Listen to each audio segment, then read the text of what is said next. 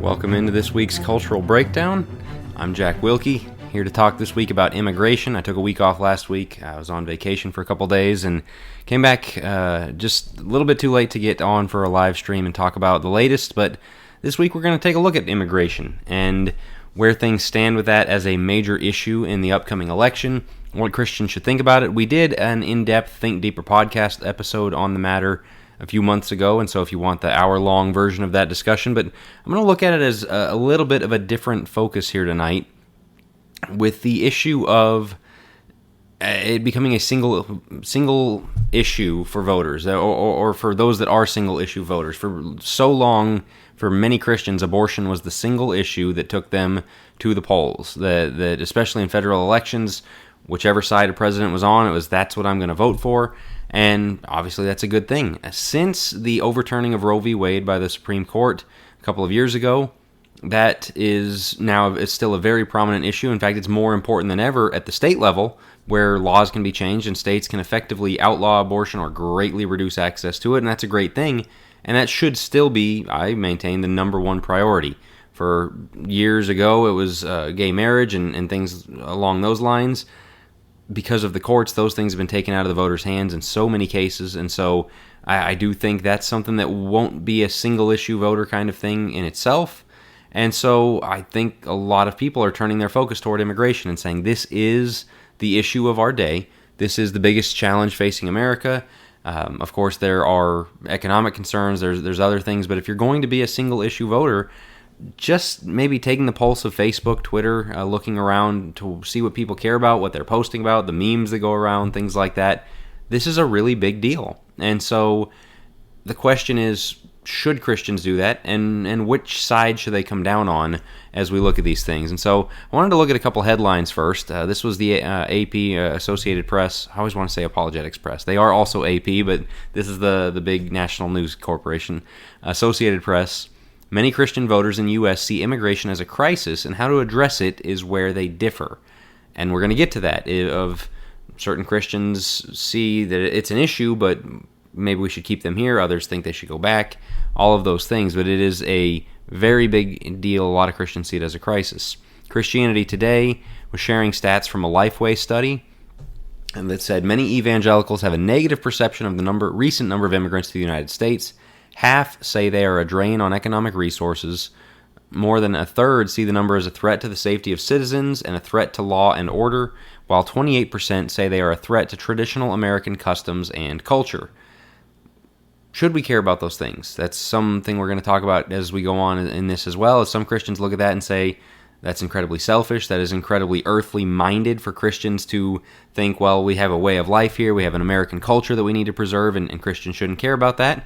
Others, obviously, a quarter of evangelicals do care about that and think it matters that the people are coming in.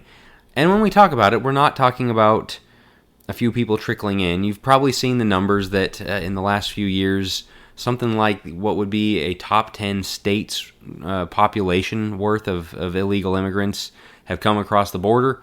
And so this is a big concern. There are so many people here, and we'll talk about some of the practical effects of that. And kind of how it has cascaded into so many parts of life. And so a lot of Christians, again, see this as an issue. And some are baffled and think we shouldn't care about this. Others say it's a problem, but our first instinct is to love them and kind of usher them into the good things this country does have to offer. This one I thought was interesting. Evangelicals want sermons on immigration. I think this was also from the Lifeway study. This is sojourners.com that was publishing the findings about it and did a bit of a report, but I think it was 80% of Christians want to hear a sermon from their pulpit on immigration. That's incredible. That just as an aside from the immigration discussion here for a second, people care about stuff. People are going to vote based on these things. People turn on the news, they get on Facebook, they see the posts, they see memes, they see discussions. People are tuned in, they listen to the radio on the way to work or podcasts or whatever it may be generationally, and they're in touch with what's going on in the world, and they want their church to have answers as to, as a Christian, what should I think about this? So many times, and I talk about this a lot, that churches think, man, we got to distance ourselves from the political as much as is possible, and really just make it our thing to keep the peace. The number one political priority for churches is not to teach anything specific on these things, but just let everybody know, hey, wherever you are, we'll take everybody's opinions on this. That's not what people want. People are begging, please tell me what to do. Please tell me what I should think about this. I think there are some things we should think about it, and we're going to get to those Bible verses here in a minute. But I thought this was very interesting that they are looking to their church to say, tell me what God wants me to think about this. We've got to step up to the plate on that. I mean, 4 out of 5, you're hardly going to find any survey that gets 4 out of 5 people to agree on anything. And so for churchgoers to all want this, I thought was very telling.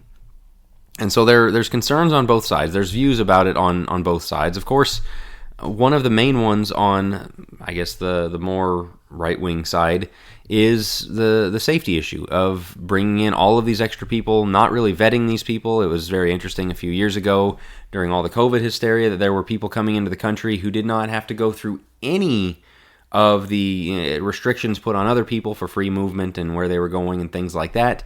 But everybody else, well, you're making people unsafe by doing these things, but these people coming in, they don't have to do it, and it somehow isn't making people unsafe. So there's that, but there is the crime issue. There is things like that. There's the job issue, and it's a very real thing. We have a housing shortage. It's very hard to afford a house right now. Well, when you have an extra 10, 20, 30 million people in the country, things like that are a result of it, is there's just not enough place to put everyone. Places like California and the resources and the government programs that feed people and clothe people, care for people in different ways, healthcare, things like that. It's a weight on the system that people are concerned about. As you just saw, the 50% of evangelicals do believe they are a weight on the system. On the other hand, immigrants do a lot of jobs. That's one of the first things. Well, who's going to do these jobs?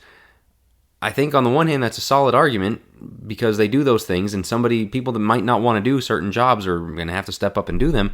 On the other, I don't think that's the loving their neighbor take as much as people think it is by defending their right to be here by these jobs by saying, hey, we need this low-paid, low-class work, kind of almost slave labor class to come into our country or else it's going to collapse. That's not really a good thing. That's not the loving stance some people think it is. And so there's that concern. As far as the crime issue, of course, there's the infamous Donald Trump Jr. tweet from the 2016 election with the bowl of Skittles when they're talking about bringing in Syrian refugees from the conflict going on over there, and to say that, well, if just a few of them are dangerous, we have a problem.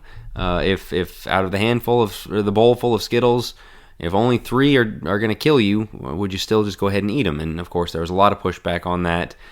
This was, I didn't screenshot it, but pathos.com had a number of blogs decrying that and talking about the Christian welcoming the immigrant verses we're going to talk about here in just a minute, but also what's written on the Statue of Liberty and that we're supposed to accept and take these people in. And of course, there's all the studies on, well, they're not really bringing in more crime than other places. But that's not really the point, in that if just a few is what it takes. And you see things like just this last week, Rachel Morin, the mother of 5, very horrific story of what happened to her last year. Laken Riley was a big name, or earlier this year, of another case such as this, someone killed by an illegal immigrant. And so people point to those cases and say, this is dangerous to our families. These are issues we're having. And you look over in Europe 10 years ago, there were all kinds of things about rape and crime and murder, things like that from the people they were bringing in from the Middle East. There is a danger to it, and that's the case being made on this side. On the other side, my good buddies over at the Christian Chronicle, of course, had the opinion piece of we're supposed to love our undocumented neighbor, and she did say, to her credit, I would never help somebody sneak in illegally.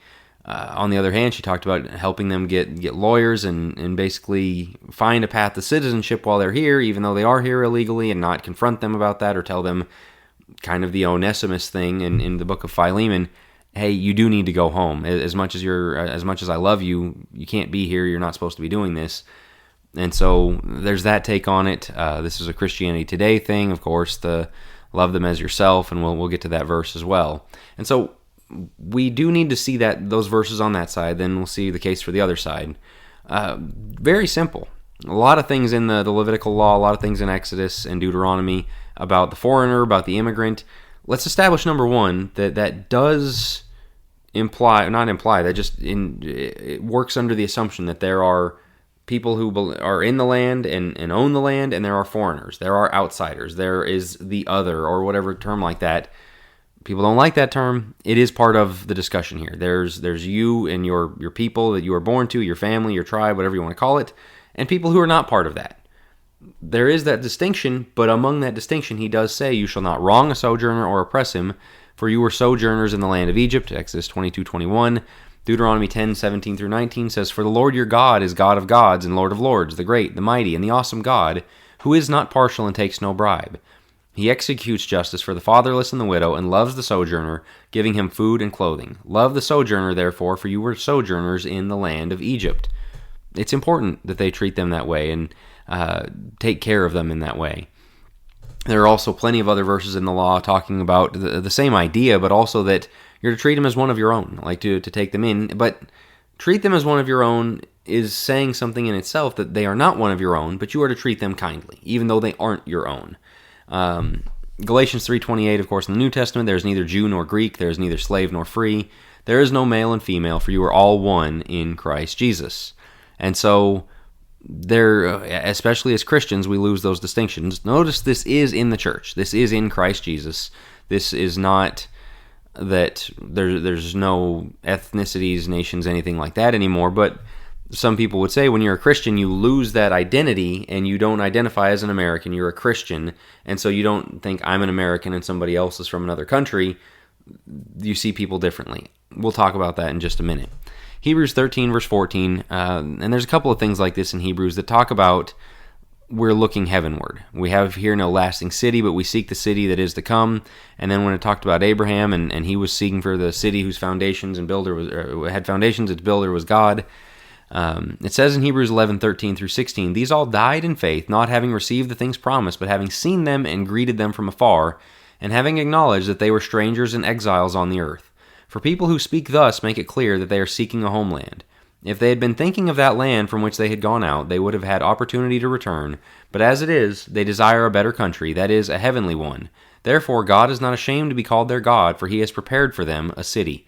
A lot in there about Christians not putting down our roots too deeply here on earth, of realizing we are from elsewhere, we're strangers and exiles on earth. This, as we sing, "This world is not my home, I'm just a passing through," there is that sense in there, and so a lot of Christians will make the case for that to say, why do we care about somebody being an immigrant to this land? We're not identifying with this land in the way that we're talking about here either.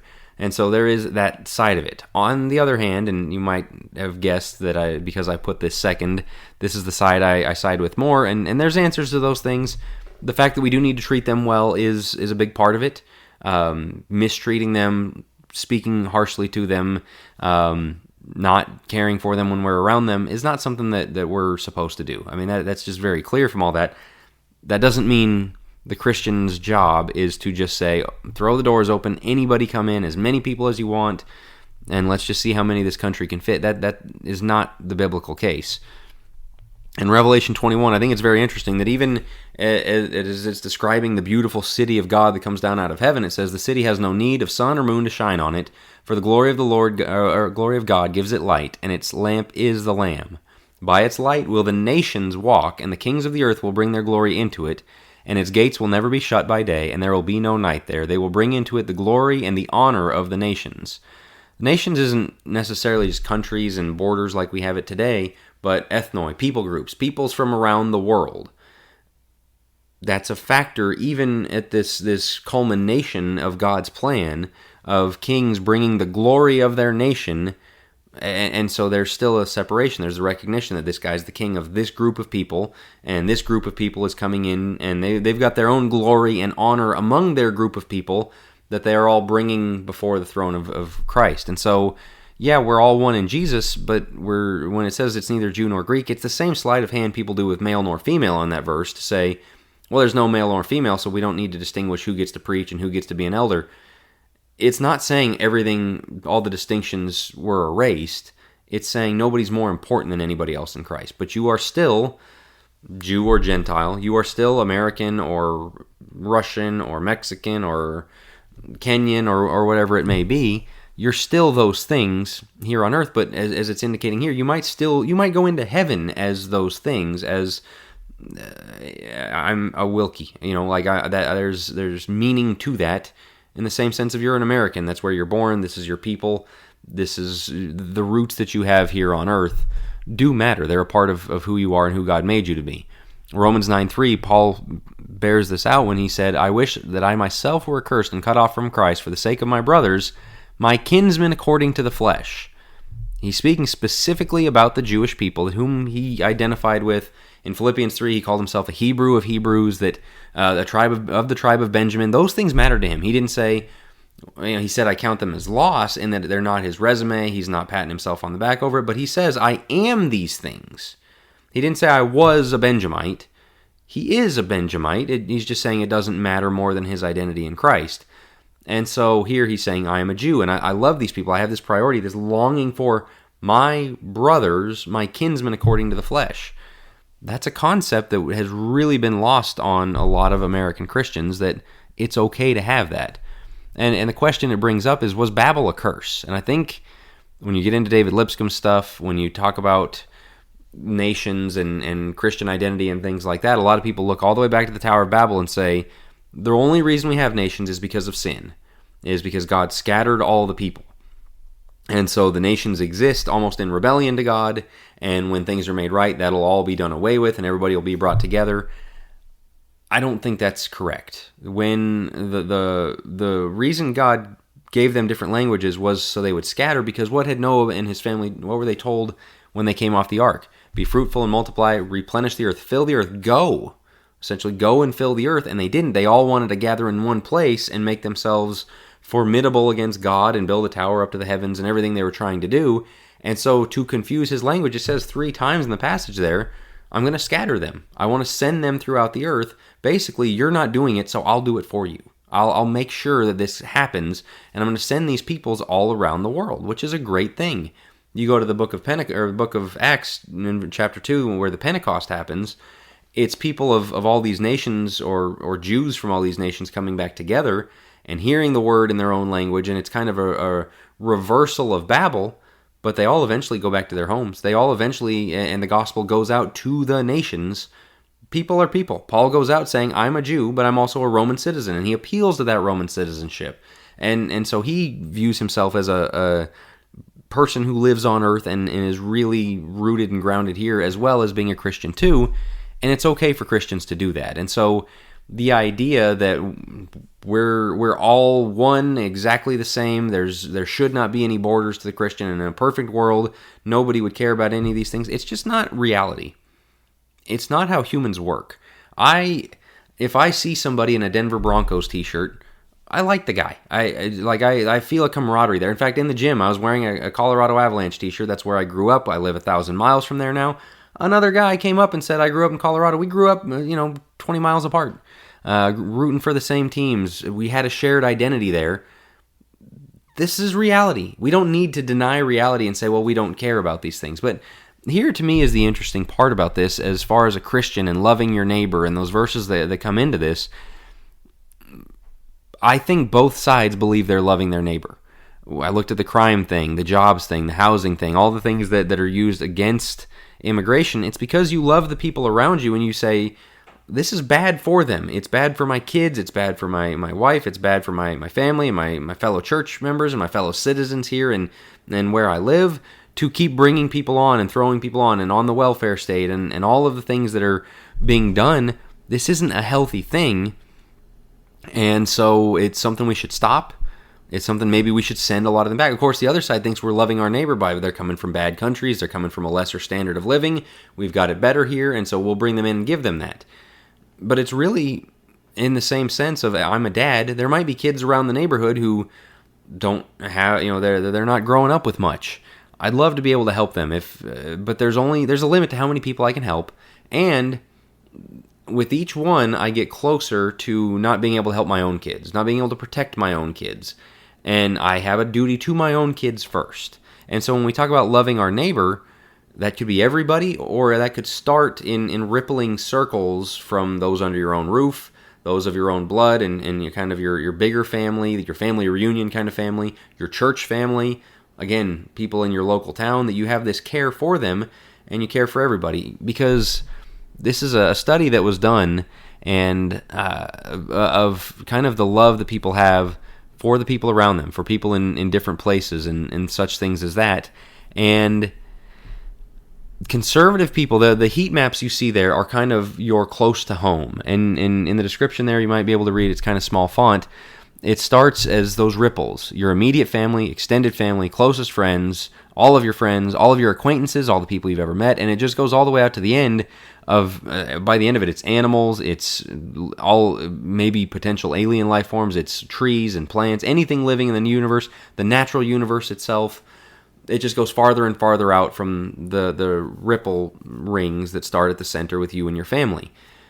Conservative-leaning people have the most love towards the people closest to them: the family, the neighbor, the friend, maybe the church family, whatever it may be. Liberal people have the most love for people really far away from them, people they've never met, people, fellow citizens of their country, but people that live in this hemisphere or our continent or whatever. That's kind of a problem. That is a very cheap love your neighbor as yourself, where you don't actually have to love somebody. And you saw this happen last year, where there was so much pro-immigration, let them in, cities of refuge, New York City saying, we think they should be let in. And so Texas said, okay, here you go, and bust them up to New York. And immediately the mayor of New York started saying, we got a problem. We can't do all these people. When it was far from home, they had all the love in the world for them. When it came to their doorstep, they said, well, hold on. It was these heat maps. And so I think a lot of Christians talk a really good game about this, and some of them even do these kinds of things, but not all of them, and maybe not many of them. Open up your own house. It's free to go find somebody, as a husband with kids. It is unthinkable to me that I would risk my own family, or even economically things are pretty tight, even limit our resources by bringing somebody else in. But boy, I could pat myself on the back and just say, you know what, I'm going to vote for them to come in and make it somebody else's problem. Close to home love is a really important thing, and that's where the rubber really meets the road. And I loved this bit from a Dostoevsky book, The Brothers Karamazov. He was this guy, I believe he was a doctor, and he was saying, I love people so much, I'm overwhelmed by it, but not when they get close to me. He said, in actual fact, however, I cannot bear to spend 2 days in the same room with another person. I become a man's enemy as soon as he touches me. But to make up for it, the more I hate individual people, the more ardent is my general love for mankind. I think when a lot of Christians do the love your neighbor thing about immigration in general, about the millions of people we're talking about coming over this border illegally, it's a love that costs them nothing. It is this kind of thing. It's a love for mankind, but the people immediately closest to you, this is going to hurt them. This is going to make life harder for them. And there's a really interesting book called The Age of Entitlement by Christopher Caldwell, where he basically goes over how everything in the last 60 years has degraded and where we've gotten ourselves as a culture. But one of the things he talks about is immigration, and how the standard of living is brought down by, we shipped jobs overseas, we shipped manufacturing overseas, we brought people in to do other jobs. And when you talk about, man, it's really hard to have a stay-at-home mom, for the wife to stay home and take care of the kids, you need the two incomes. It's almost directly correlated to things like this, to the standard of living going down because of all these extra people we've brought in, thinking, well, we can help them, but there's a cost. And there's a really cheap emotional, again, the same thing he's talking about, that Dostoevsky is talking about here, loving everybody, and you can really feel good about yourself, but you don't weigh the costs of these things. And it's the easy answer, well, should we help people? Yes. But when you think of the second level and third level effects and who it might hurt, or 50 years down the line what it's going to cause, it's not, you have to bring those considerations in. Well, a lot of people aren't ready for that. A lot of people like the emotional high it gives them to be the good guy who doesn't say no, to be the good guy who is against sending people out of the country, that it's not very Christian to say, well, we're going to send them back home and we're going to close, very much limit immigration and not let people in. That, boy, building a wall is not what Jesus would do. He created the nations at Babel. Number one, he wants you to love your neighbor, which is the person nearest to you. And one of the most un-Christ-like things you could do is to sell out your neighbor for an unseen person so you can pat yourself on the back and not really have anything to do with it. And so I don't have respect for kind of the emotional manipulation that's there. And just to put the icing on the cake, in Deuteronomy 28, we read all those things in the Levitical law about the loving the foreigner and the sojourner among you. That's very true, but he also gives this as one of the curses in Deuteronomy when he says, when you don't obey me, here's why it's going to go bad, and here's what you're going to endure. It says, the sojourner who is among you shall rise higher and higher above you, and you shall come down lower and lower. He shall lend to you, and you shall not lend to him. He shall be the head, and you shall be the tail. All these curses shall come upon you and pursue you and overtake you till you are destroyed, because you did not obey the voice of the Lord your God to keep his commandments and his statutes that he commanded you. One of the curses when they don't obey God is that the sojourner is going to come in, rule over them, not share, not lend to them. He's going to take advantage of them. It's not good. And so this is a curse on a people when these kinds of things come to pass. And so as we talk about this, the key takeaways, immigration is going to be a big election factor. It just is. For Christians, it might be a single issue voting thing. For a lot of people, it's going to be priority number one. And it's hard to blame them because of the size of this issue. So the Bible does say, love the immigrant. Do not treat people poorly. Love the people around you, whoever God places before you. But third, loving them does not demand unlimited immigration. As a Christian, you can say, no, I'd be okay with closing the border. I'd be okay with sending people out because they're here illegally. The law says they're not supposed to be. We should send them back. It's okay to do that. And it's okay to prioritize your closest neighbors. It is not bigotry. It's not hatred. Again, it's loving the people that you have the opportunity to affect with your love. Not loving a nameless, faceless person to feel good about yourself, but it is love where you have skin in the game. It really matters.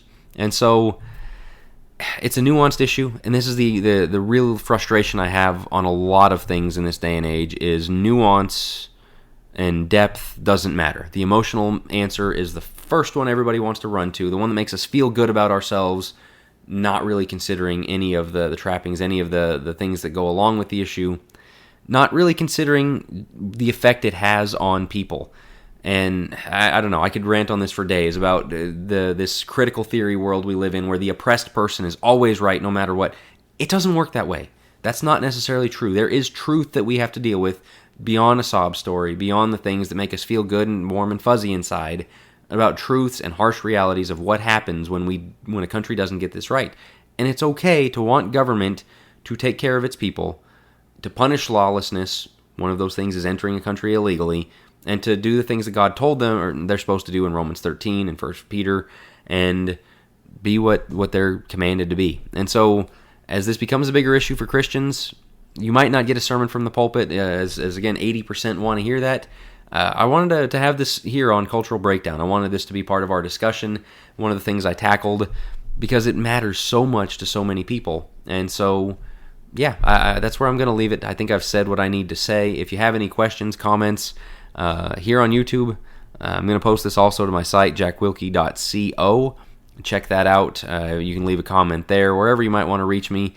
If you have a suggestion, that is one of the hard things about this is week after week coming up with a new suggestion, something new in the news or whatever it may be. Please send it my way, and I will be happy to take a look at whatever you give me, and I will talk to you guys next week on Cultural Breakdown.